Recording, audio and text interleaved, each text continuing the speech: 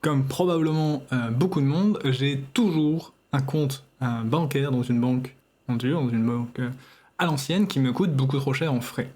Et ça fait 1 an et demi que je me dis qu'il faut que je ferme ce compte pour passer à quelque chose de gratuit. Du coup, ça fait 1 an et demi que je laisse traîner, mais aujourd'hui ça change, et puis je vais ouvrir un compte chez Boursorama. J'ai demandé à quelques connaissances qui sont chez Boursorama s'il y avait des soucis particuliers ou si leur expérience était représentative de ce qu'on peut lire sur internet. J'ai eu aucun retour négatif, donc j'imagine que ce qu'on lit sur internet est représentatif. Donc j'ai pris un code de parrainage de l'un d'entre eux, toujours utiliser un code de parrainage tant qu'à faire, et on va voir ensemble comment se passe l'inscription.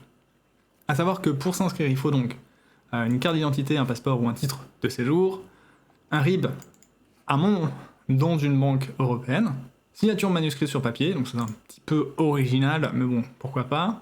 Et enfin, si vous souhaitez une carte ultime à paiement différé ou une carte métal, il faudra un justificatif de revenus. Il y a différentes cartes qui sont disponibles chez Boursorama. Dans mon cas, je vais me diriger vers la carte ultime avec un débit immédiat. Sur le papier, elle est gratuite, sans condition de revenu. Il faut l'utiliser une fois par mois, sans quoi elle vous est facturée 9€. Mais dans la mesure où c'est pour devenir mon nouveau compte principal, il n'y a aucune raison que je passe un mois sans faire un achat. Donc il n'y a pas de souci à ce niveau-là. Le versement à l'ouverture est de 300€, donc ça ne devrait pas être un souci. Je vous laisse aller regarder par vous-même. Il y a quelques points qui ont soulevé mon attention, notamment la délivrance d'attestations diverses. Bon, ok, j'imagine que c'est des délivrances papier qui coûtent de l'argent, pas les trucs en ligne, à vérifier. L'émission d'un virement valeur jour, donc ce qui est probablement un virement immédiat, donc qui coûterait de l'argent, bon, ça on verra la première fois où on fait un virement. Et ensuite, une émission d'un virement non SEPA en euros. C'est-à-dire si on fait un virement en dehors de la zone SEPA. Moi, ça ne me concerne pas généralement, mais bon, si vous avez de la famille à l'étranger et que vous envoyez ou recevez généralement de l'argent depuis l'étranger, hors zone SEPA, il y aurait des frais à vérifier. On notera que la seule chose vraiment que m'ont précisé mes contacts qui ont des comptes chez Boursorama, c'est donc cette impossibilité de faire un dépôt d'espèces. Donc si vous travaillez beaucoup avec de l'espèce, ça peut être dérangeant. Et pour ce qui est des chèques, il faut les envoyer par la poste, donc ça peut être un peu laborieux, mais en même temps, en 2022, qui paye encore avec des chèques? Là, on est sur le site Boursorama, et on va voir ce que ça donne. En théorie, 5 minutes, on va voir si ça donne ça. Pour Trade Republic, on sait ce que ça a donné. Ouvrez votre compte avec l'appli en quelques minutes seulement. Ce n'est pas l'appli. Donc il faudra que je télécharge l'application plus tard. Très bien. Est-ce que je m'identifie avec France Connect pour voir si ça fonctionne? Allez, c'est parti. Bon, là, je vous cache pas que je vous cache tout. Donc il y a plein de données à transmettre. Ok. Ah, lui, il m'a envoyé le code le 4 août. Nous sommes le 16, donc il y a 12 jours. Bon, bah apparemment ça tient pas 2 semaines, c'est un peu con. Je ne peux pas faire bénéficier de l'offre de parrainage à mon parrain, ce qui est un problème. Bon. Attention, ça va couper, je reviens dans le futur. Camarades, nous revoilà à flot pour la deuxième partie. Parce que voilà, j'ai récupéré mon code de parrainage. Et c'est parti. Et on me disait s'inscrire avec France Connect. Je souhaite transmettre toutes les infos.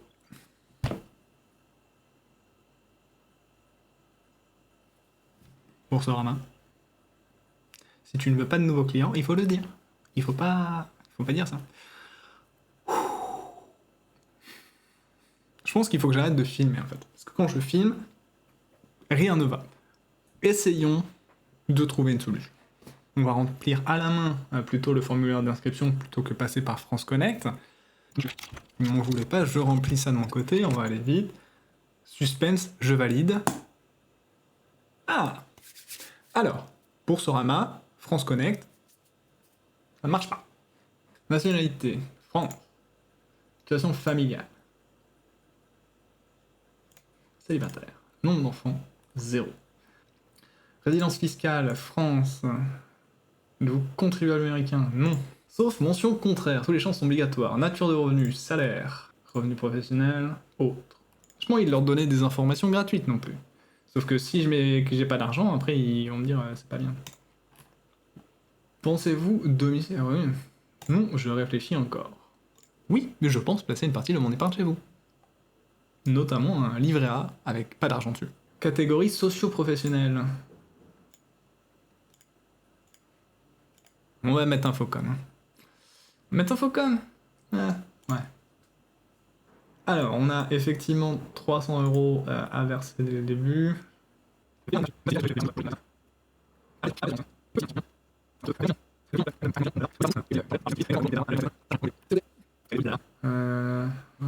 je ne suis pas intéressé. Êtes-vous sûr?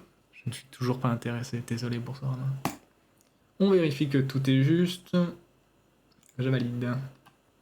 Ils envoient un SMS, je lis le truc, je signe.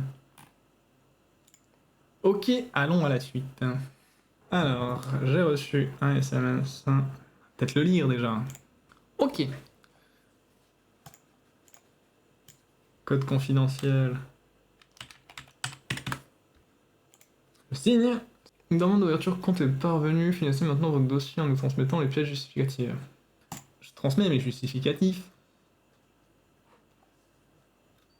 Justificatif d'identité. RIB. Signature manuscrite. Pour le coup, ça c'est clair, rapide, efficace. On aime. Oh oh! Dossier analysé sous 5 jours ouvrés. Pour moi, on se retrouve dans 5 jours, et pour vous, on se retrouve maintenant. Une fois n'est pas coutume, il y a eu un problème avec mon inscription. Ce coup-ci, encore une fois, c'est question de la carte d'identité. D'après Boursorama, les bords de ma carte d'identité, les bords transparents, n'étaient pas bien visibles. Du coup, j'ai reposé la carte à plat, j'ai pris des photos. Le processus en lui-même a été très court, donc on peut passer à la suite. Le compte a bien été validé avec la nouvelle pièce d'identité.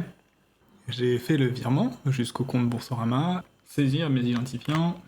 Il s'agit de ma première connexion, effectivement. En termes de sécurisation, je reçois un code sur mon téléphone, puis par mail.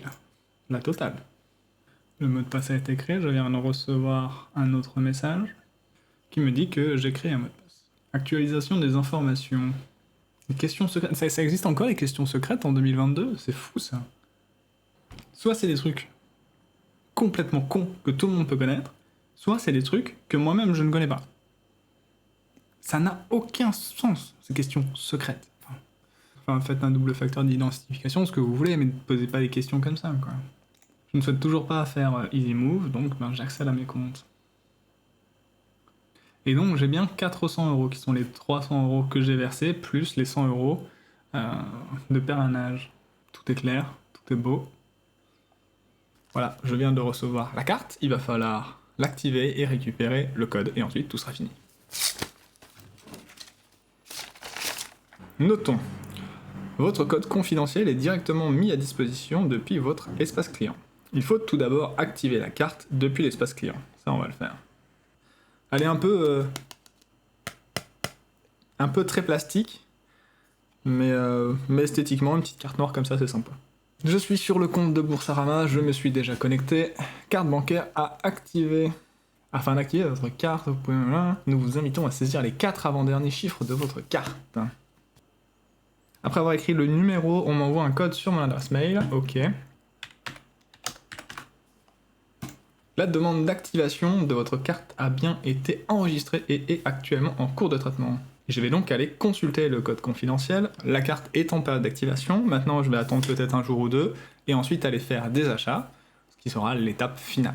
Pour résumer un petit peu la situation, tout s'est relativement bien passé. J'ai eu 2 soucis qui étaient France Connect qui ne fonctionne pas. Mais là, je vais dire que c'est probablement France Connect qui pose problème et pas Boursorama. Et la question de la carte d'identité. Mais bon, ça c'est une maladresse peut-être de ma part. Vous ne devriez pas avoir de problème. Toute la procédure est donc relativement facile, relativement simple.